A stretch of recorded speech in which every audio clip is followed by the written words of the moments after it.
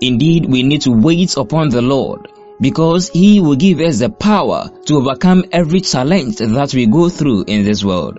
I want to welcome you to the 6th lesson of the lessons that we are learning from biblical names and their meaning. Today, we are going to consider the name Nehemiah, which simply means God has comforted. Nehemiah was a leader of the Jews who rebuilt the walls of Jerusalem once the city was returned from Babylonian rule.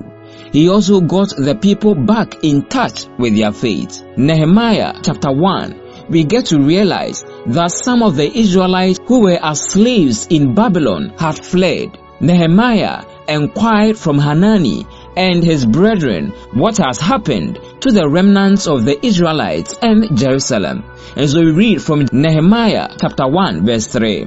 And they said unto me, the remnant that are left of the captivity there in the province are in great affliction and reproach. The wall of Jerusalem also is broken down, and the gates thereof are burned with fire. So the report was that the remnants of Israel, who are as captives in Babylon, are suffering, and also the walls and the gates of Jerusalem are broken down and burnt. So Nehemiah, upon hearing this, wept, prayed, and fasted for the Lord to use him to rebuild the city of Jerusalem. So Nehemiah, after praying, went to the king to ask if he can be given the opportunity to go back to Jerusalem and rebuild the city. So in Nehemiah chapter 2 verse 6 and 7, we read, and the king said unto me, the queen also sitting by him, for how long shall thy journey be, and when will you return? So it pleased the king to send me, and I set him a time.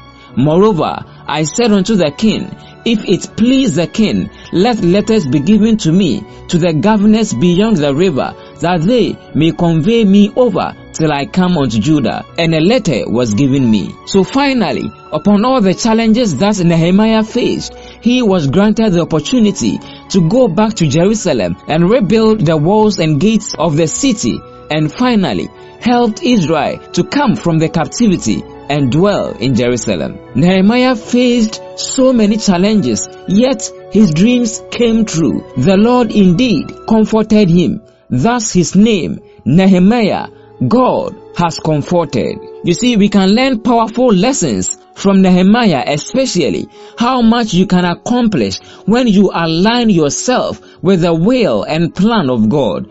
Nehemiah and his followers did what seems to be impossible because they were doing what God had called them to do. You see, just like Nehemiah, you may have begun or want to begin something in life, and that thing seems impossible. It may be marriage, it may be business, it may be schooling, it may be plans for your life, it may be a critical decision that you want to take. What have you? But you see, what you must understand is that you cannot do it yourself. You may be shut with a lot of impossibilities, but you see, God is possible. You must understand that God brings comfort.